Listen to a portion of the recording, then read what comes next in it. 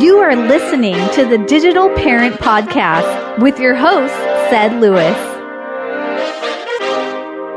Hey parents, welcome to another episode of the Digital Parent Podcast. And on today's episode, we have my friend Emily Linden from the Slut Project. And she's also the author of a book by the name of Slut as well. And I'm so excited to have Emily on the show today because a lot of kids are going back to school.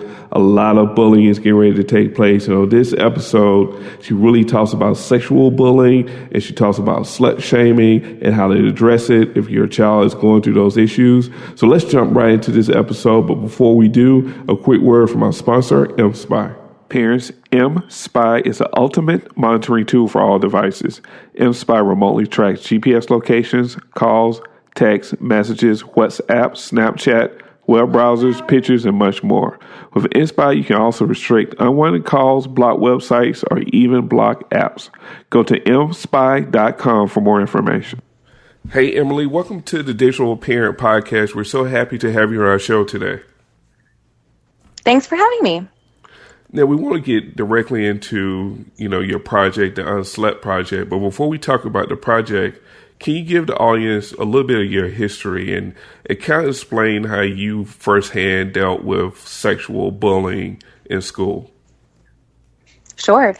I'm 30 years old now, and back when I was 11, I was the first girl in my class to go through puberty. So I got a lot of attention before other girls. And around that time, I was labeled a slut by my classmates based on some rumors that a boy I actually really had a crush on and ended up being my first boyfriend. He had started with his friends. So I was labeled a slut back before there was a term for slut shaming, and this was in the late 90s, and it was horrible. It was a combination of online harassment using a platform called AOL Instant Message, in-person, face-to-face bullying, and it went on for throughout middle school, and in high school I was really able to overcome that reputation, and I ended up doing my undergrad degree at Harvard, and just this past spring, I finished up a PhD, and I'm really glad to have been able to achieve all my academic goals and to have a husband that I love and a really fulfilled life as an adult, and never really have to worry much about what I went through in middle school. And so when I started hearing just a few years back about girls who were suffering in a similar way, but rather than having the resources and the support to overcome such a label and such a time, they had turned to self-harm. And the worst case, when I heard about these stories in the news, because the girls had died, they had taken their own lives because of this type of sexual bullying. And so at the time, I thought back to when I was and what it had been like for me. I realized if I had realized I wasn't alone, if I had known, I wouldn't have turned to self-harm. I wouldn't have considered suicide.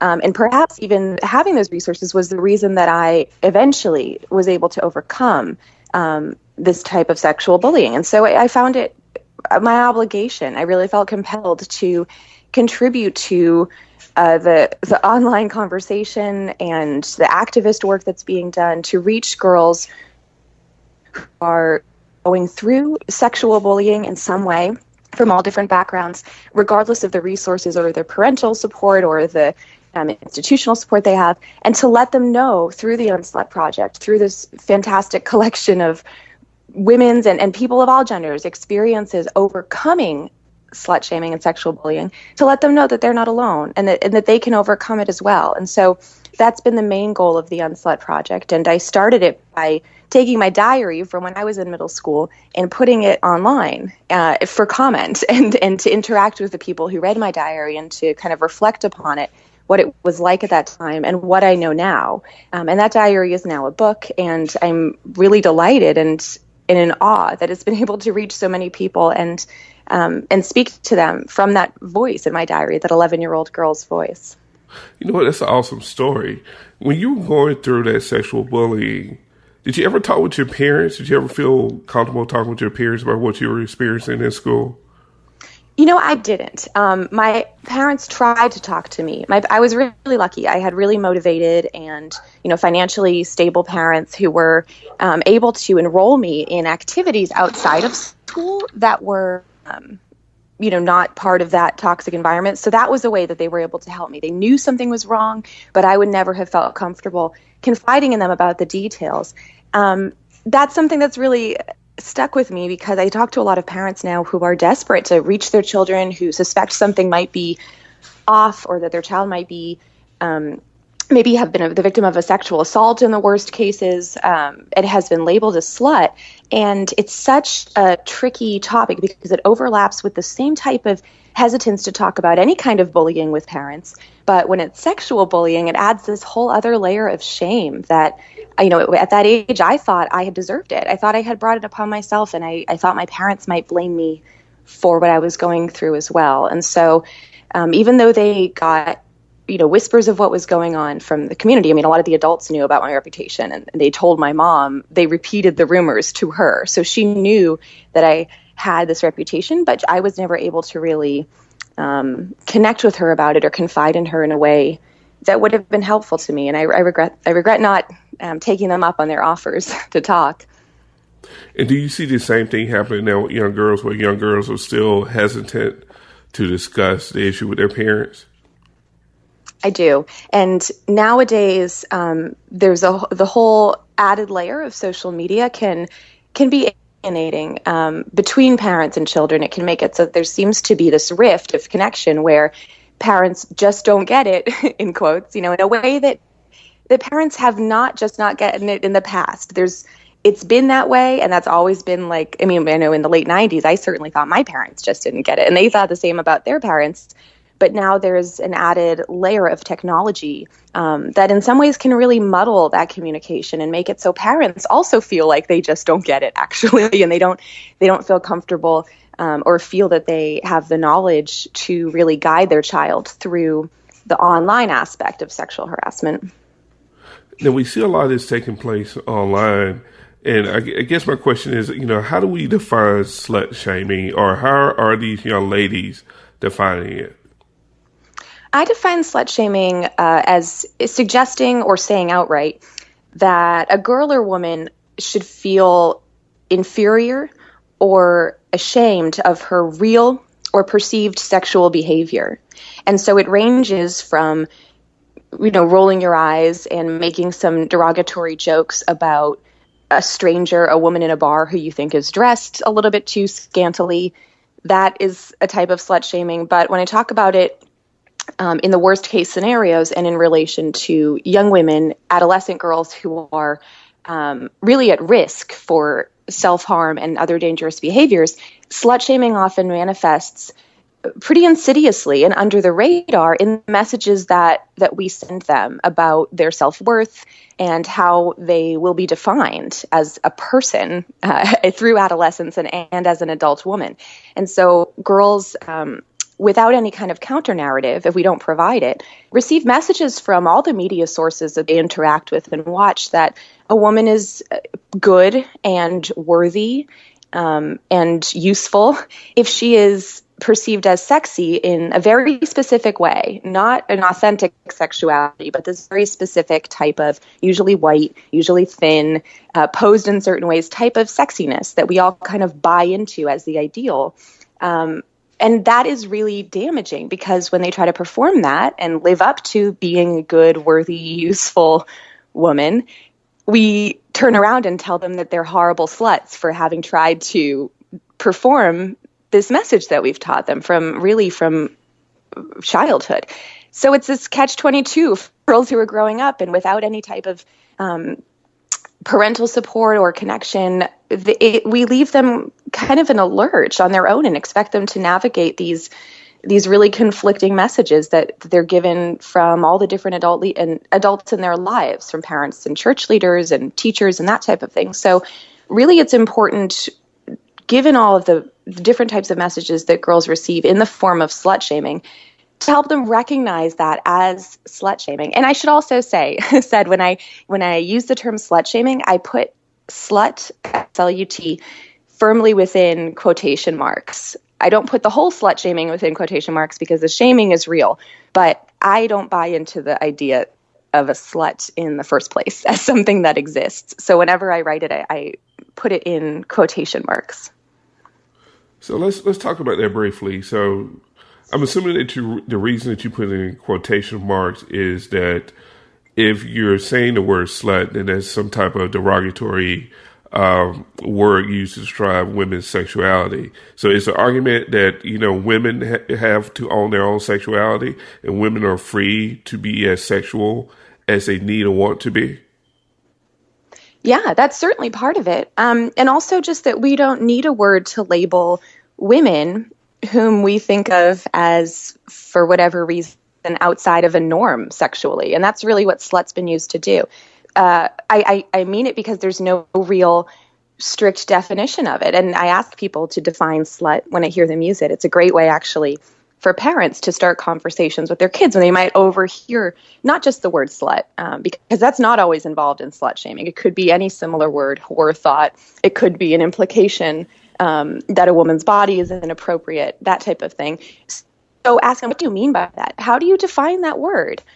Because you're using it sometimes, it's often used against maybe a middle school girl who has never been sexually active. Is that really what you want to say is the definition of a slut? Or is it a woman who's been raped and now we're going back through her sexual history and dragging out all of her consensual sex as if that's somehow proof she couldn't have been raped? Is that who we want to label a slut, really? And once you start thinking, no, who should be labeled a slut? How should we use this word? It becomes really clear that we just straight up shouldn't because it's just a nebulous, kind of borderless way to put a woman down and to use our perceptions, our insecurities about sex and bodies and all related issues against her, kind of to use her as a scapegoat for those sexual insecurities. And that's really become clear to me in the way that word is used, and generally the way that slut shaming is used in the United States, at least. And do you see an increase of utilizing the word when women or young teenage girls take control of their body, like when they start increasing pictures of themselves, if it's nude or not nude, semi-nude, and when they really start, expressing their sexuality and the freedom that comes with their sexuality? At that point, do you see people on social media and people on blogs start to attack them by utilizing the word slut or thought? Confirmation from their friends and people in their social sphere, and even people they don't know, strangers online, from likes and from share, from online attention. And there's nothing wrong with that. I mean, that's something that we all buy into as adults. I know I get a special boost of self-esteem when I see that a photo of my family that I know what that feels like, that affirmation. And girls experience that as well. And it's just a matter, I think, of reframing what we expect from them and the ways that they can expect to get that affirmation, rather than posing like Kim Kardashian does, who has relative control over the image of herself when she's posing. And a young adolescent girl imitating her doesn't. And that's a big difference that we need to enforce. There's nothing inherently wrong with taking a picture of your body. If you like the way it looks, celebrate it. But that picture, that image of you is not who you are. And you don't control it once you put it up online. And that's the really scary thing. There's a disconnect between what celebrities can do and get away with and what their image can survive, and what actually is the reality for young girls who emulate that type of sexuality, and all the risks that can come along, and that always do actually come along with sharing something like that publicly. Now, when it comes to young teenage girls, you see them, especially on social media, really attacking each other, when it comes to slut shaming. Have you talked with a lot of young girls and kind of gotten some type of sense of why, they take on this behavior and they are really intense with shaming each other? Yeah, I witness it a lot. I also witness the opposite. I should actually, parents who are listening might be interested to know about the platform where I first put my diary online. It's a story sharing platform called Wattpad. And a lot of young women around the world are on that platform. And the comments there are generally supportive and kind. So when we're talking about nastiness online, and in the worst cases, really cyber harassment online, it matters the platform that they're using. It is possible for moderators to enforce and encourage, so that enforcement isn't needed, a really positive attitude and a supportive environment. And a lot of social media platforms have just failed in that realm. Most of the most popular ones certainly have. And instead, their platforms and their design and their lack of moderation encourages a type of nastiness between girls and a type of competition that's not rooted in anything healthy. And so it often exacerbates the impulse to put others down, to make yourself look good. And when it comes to slut shaming, that impulse is really strong. Because think about it, like girls know from a really young age, based on what they witness happening to adult women and to their peers, that at any moment they could be labeled a slut, and that at any moment that reputation could feel like it's destroying their life. And with that threat constantly hanging overhead, it's really tempting to give into that impulse to slut shame someone else, so that at least for now, at least for that moment, you're safe. Nobody's looking at your picture and calling your picture a slut because everyone's attention is directed over here at this other girl. And I think that's an instinct, again, even as adults, we can relate to. But in adolescence, it's very strong. And I think it's, especially because it's a time when you're trying to define yourself, and it's tempting to let others do that for you. So it's important to intervene at that age and to set an example through the ways we comment on people's Facebook posts and the ways we talk about commenting, the ways we talk about engaging or disengaging with cyber harassment and cyberbullying online. So we can set an example for girls who are growing up not knowing anything different. Now, when it comes to young teenage boys, it seems like you see a lot of slut shaming take place like post breakups. So once, the guy breaks up with the girl, they immediately start attacking that girl through slut shaming. Are you seeing some of the same thing when it comes to boys? Yeah, boys slut shame girls. And again, it varies individually. Each instance of this is different. But generally speaking, given what I've seen just over the past few years of traveling around to high schools and middle schools and college campuses and talking to students, it seems like boys will slut shame girls for a few different reasons. Sometimes it's just carelessly. Sometimes it's just because they don't understand what the words they're using really mean. They don't understand the severity of it, and they're trying to fit in with other people who they see. They're trying to imitate the language and the attitudes of older boys or of men in their lives, or that they see on TV. That's not harmless. I wouldn't write that off as boys will be boys. I think we need to address that as well through the way we raise our boys. But when you're talking about this kind of targeted, insidious slut shaming, I think is a knee-jerk reaction for a lot of young men, a lot of middle school and high school boys, probably, if they're rejected by a girl sexually and they don't know really what to do, or romantically, as you said, if she's broken up with them, they don't know what to do with that feeling of rejection. It feels uncomfortable. It feels terrible. And so the way that a lot of boys are socialized is to deal with discomfort by lashing out through anger or through violence or aggression. And that's really disappointing. Again, that's a way that we're letting down boys. We continue to socialize them this way without any type of counter narrative. But if that's the case, then one easy way to lash out and to prove that you are still above in the social ranking, that girl who broke up with you, is to call her a slut. And boys know that. And I think it's really sad when I see young 14, 15-year-old boys sexually bullying their classmates, because it shows that the adults in their life have in some ways modeled that for them. Or it also could show that they've been let down by teachers and other adults who ought to be teaching them to think critically about the way they treat other people. And they haven't yet developed a sense of empathy. And it makes me afraid for when I see that type of boy, it makes me afraid for the adults that he'll grow into if he continues to be unchecked and unsupervised. And if people continue to fail him in terms of his emotional development, because that can grow up into a really violent, angry man. And it's something that we really need to, and we owe it to ourselves and our society to take seriously in adolescent men. And I think that's a good point. I think you see on social media, you see on blog sites all the time where you have young adults, when they break up, so when celebrities break up, you see them putting out pictures or putting out statements or putting anything out to really publicly shame or slut shame, their ex-girlfriend. Yeah, that's a good point. Yeah, they see celebrities doing it, so it seems normal. Yeah, it's kind of like it's model for them, from their heroes that they watch or they listen to through music. Yeah, and actually, I'm glad you brought that up because we can't. One of the concerns that I, that I hear from parents is that they feel like overwhelmed with the amount of media that their kids can now interact with constantly on their phones and tablets and that type of thing. And there's no way to really monitor it all or to control what your kids are seeing and what they're learning.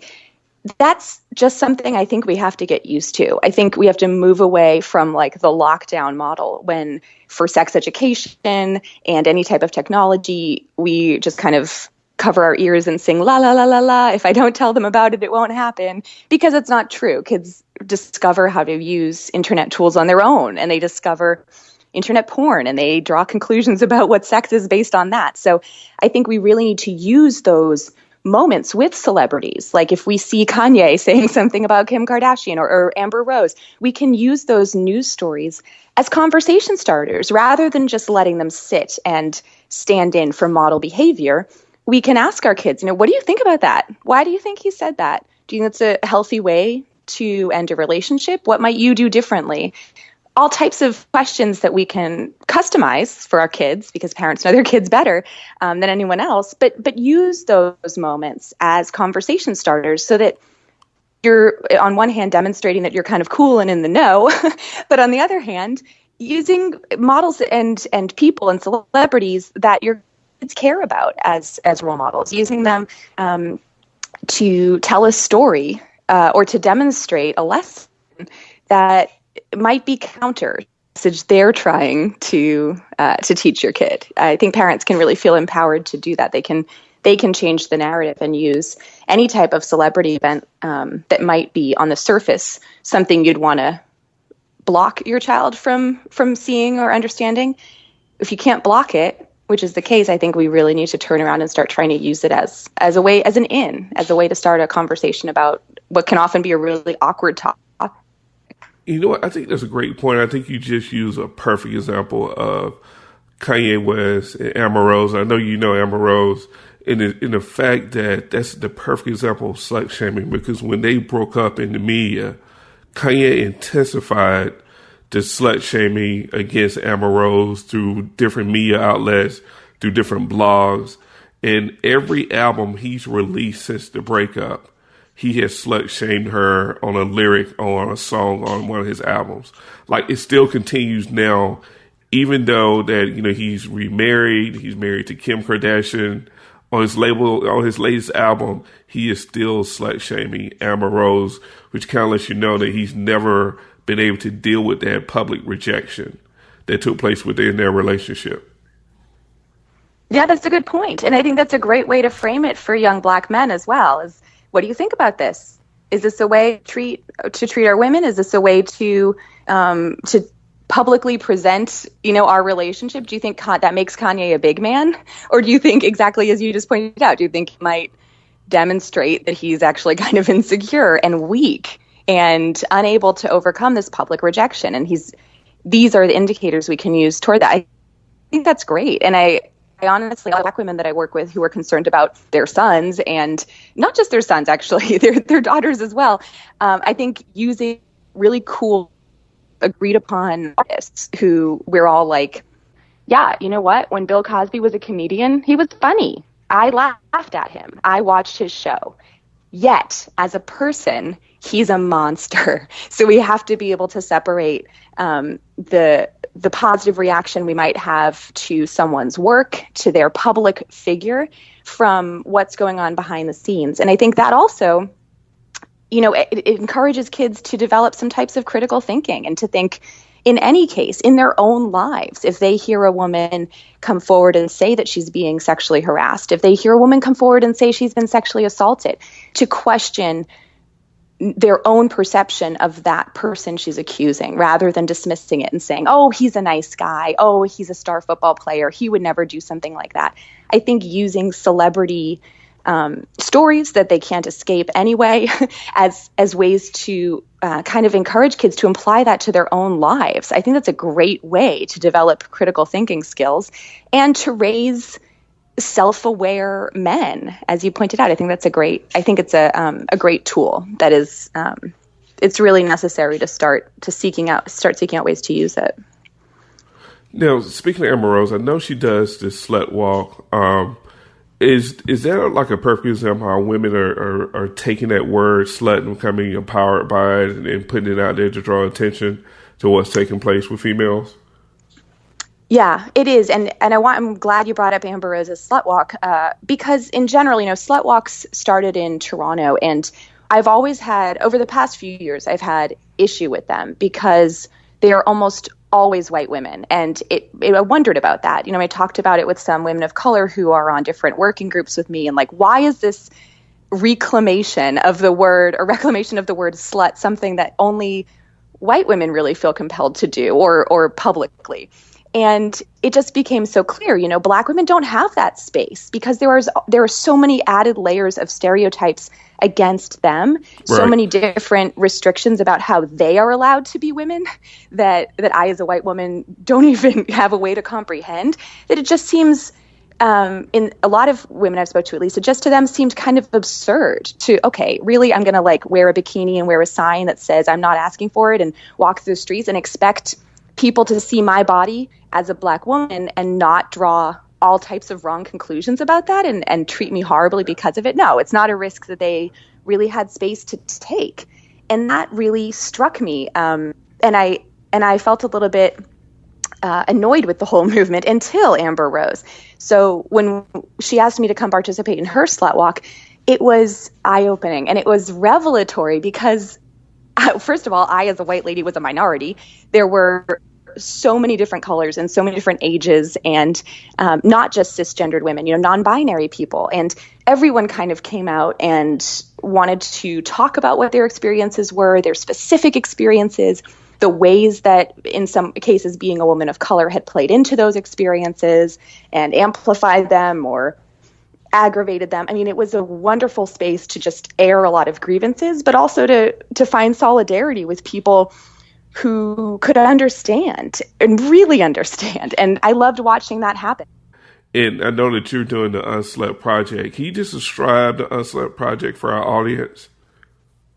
Sure. Yeah, the Unslut Project is a movement that's inclusive of people of all different backgrounds and races and ages, and cisgender women and transgender women, actually people of all genders, where we can use our personal stories, our personal experiences to undo the culture of sexual bullying and slut shaming. And so it exists as an online movement where I collect women's stories. Women submit their stories, really, and sometimes it's anonymously through the platform, which is the website, and can connect with other women who've gone through something similar. So that's how it started. And since then, since I saw the influx of different types of stories I was getting, I realized I have to be able to reach a broader audience. It can't just be women who've gone through this commiserating with each other. We have to be able to reach people, straight guys, mostly, who don't think that this exists or who don't think that it's their problem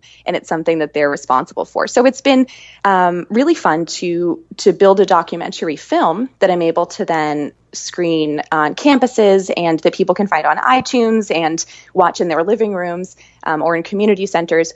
That is, it's composed of women telling their personal stories, and in some cases, how they survived. And in the most tragic case in the film, there's a girl named Taya Parsons. Her family participated and told her story, and she was raped by her classmates and then labeled a slut afterward, and she ended up dying because of it. And so her family sharing their story in the film is really moving, and I think inspiring to families who might be going through something similar to find a way to take it seriously and to help their daughter cope with it. So that's been a part of the Unslut Project as well. And my middle school diary that I used to launch the project by putting it up on a platform called Wattpad online has now been released as a book. And so it's available at libraries and online, and it's really been a strange experience for me, but really fun and meaningful to have girls who are now in middle school and now in high school reading my diary from when I was in middle school, and with my added commentary, because I've also turned it into a memoir, and talking about it and asking me questions about it and interrogating it. That's been a great experience for me. Oh, that sounds awesome. And can you talk a little bit more about the film that you guys are producing? Oh, sure. Yeah. So we crowdfunded it completely. We started in the summer of 2013 and used Kickstarter. And then I used a platform called Seed and Spark to do a second round of crowdfunding for post-production. And we have been screening it at college campuses and in community settings since last September. And it is available on iTunes and on Verizon right now on our website. So, individual viewing is possible as well. But to me, the most meaningful screening events are community-based. And that was always really important to me because it had been so clear that the way to come up with solutions, rather than just sharing our stories and letting them sit and saying, oh, this is a terrible world, that's just the way it is.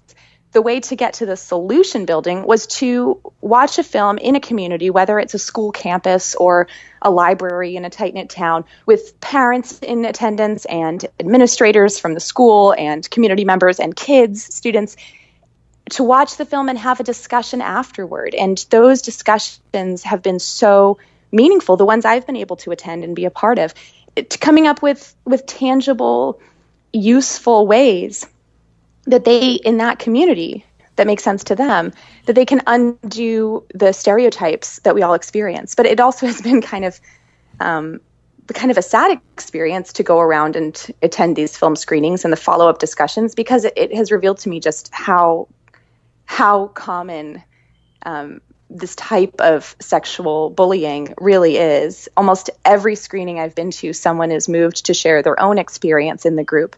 And that often kind of it opens the floodgates and everyone starts sharing. And it's just so universal among women that I'm glad we're able to get it out in the open and start talking about it. Do you recommend that counselors or trauma experts be a part of these family, just in case, these girls are breaking down or they are disclosing, some type of sexual trauma, sexual bullying that's taking place, that they can kind of get the help right on spot that they may need? Oh, exactly. Yeah, that's one of the main things that I make sure is always in place. Even when I'm not doing a film screening, even I'm going in and doing a lecture or workshop with people in high school or middle school, or actually even among college students, we need to have the guidance counselors in attendance, or whatever school therapist is there who's going to stay there after I leave and for the next days and weeks and months be able to support people who might have really dark things come up that they share. And that's been the case. Actually, the first time it happened, I was surprised when I was at a college and a girl stood up and told everyone that she had been sexually assaulted. And I was so glad that we had people there who could immediately go to her, and if she had to leave, talk to her and then follow up with support for her entire time at that college campus, which I would have been unable to do because I'm leaving the next day. So I'm glad you brought that up. With any type of program related to, or that might bring up trauma or bring up feelings that are then really upsetting to the person, it's so important to have a built-in system there and in attendance at the event so that people know that they're not just they're not on their own. They're not left hanging. Emily, talk about how serious this issue is. How many girls have been impacted by suicide from slut shaming? Well, it's hard to say with specific numbers how many girls have, how many suicides among adolescent girls have been a direct result of slut shaming, because often, in fact, usually a suicide is just so complicated in terms of the factors that go into it. But it is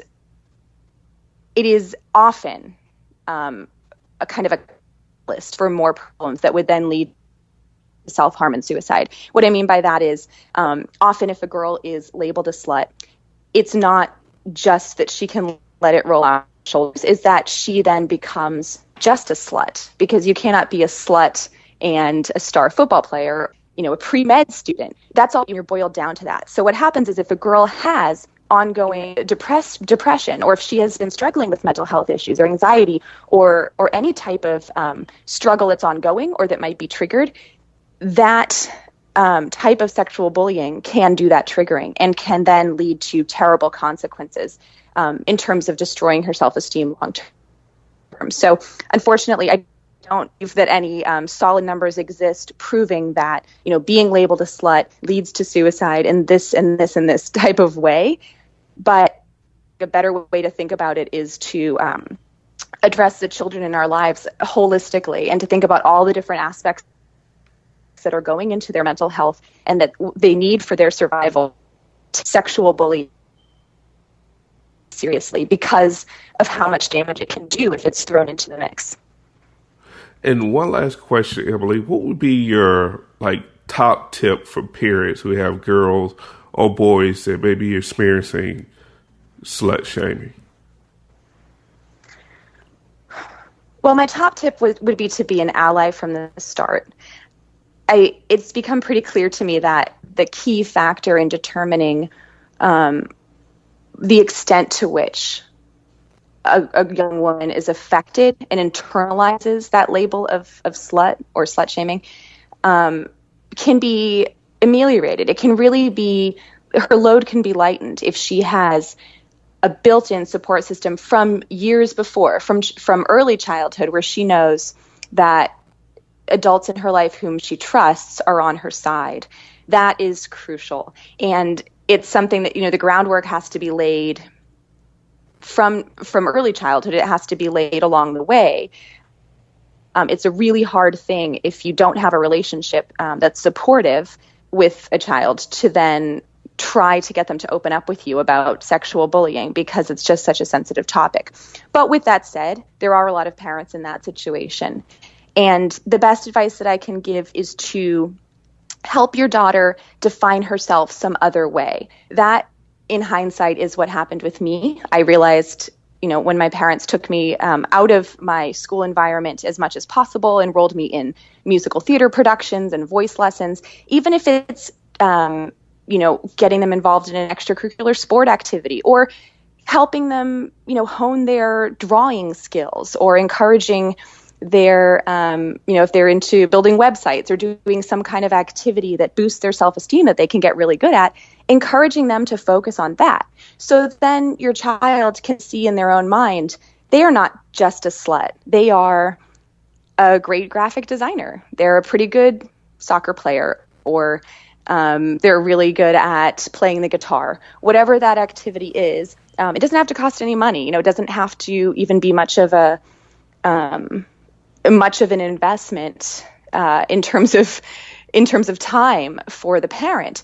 But steering your kid toward that and helping them set goals within that activity and reach those goals, it builds self-esteem outside of what their peers say about them. That's something that they've done for themselves. That's a skill or an activity that they're slowly getting better and better at. And that is how you build an adult who is resilient and who doesn't let other people's opinions of them define who they are. One of the most disappointing pieces of advice that I have to give is that there's no way to protect your daughter from being labeled a slut because it has nothing to do with her behavior. It has to do with other people's perceptions of her. And you, as a parent, certainly can't control all of your child's classmates' insecurities, and you can't control the social scene on their campus. But what you can do is help your child build self-esteem in a way that's separate from what her classmates might at some point say about her or a rumor that might get started. Well, hey, that's an excellent answer, Emily. You really gave us a lot of information on this show, with really a lot of helpful ways for parents to kind of deal with the situation with their young people in their lives. How can parents or kids get in contact with you on social media and your website? What's the best way? Well, the website is unslutproject.com, and I use Twitter a lot. It's a great way to connect at unslutproject, and we have a Facebook page as well. So I really do encourage listeners to check out our online presence and to use the different stories that I share there as a way to start conversations with their kids. And I hope that they will. The book is available, as I said, online. It's my diary annotated and turned into a memoir. So it's called Unslut, A Diary and a Memoir. And a private, on iTunes screening in your living room with your family of Unslut, a documentary film, is also a really easy way to lay the groundwork for future conversations. And there's a discussion guide as well on our website. So all of that is at unslutproject.com. Great. Thanks for being on the show, Emily. Yeah, thanks for having me. I hope you really enjoyed the episode with Emily talking about sexual bullying and slut shaming. And make sure you go to our website, the Digital Parent Podcast, and get the link to the film that she discussed, which is the Unslut Project, the documentary where she talks to multiple women and teenage girls about this issue of slut shaming. It's phenomenal. I reviewed it a couple of days ago, and it's perfect if you want to review it with kids in your community or in a school setting. And also make sure you leave us a review on iTunes if you like this episode. And please, please, please subscribe as well on iTunes. Thank you. Until the next time.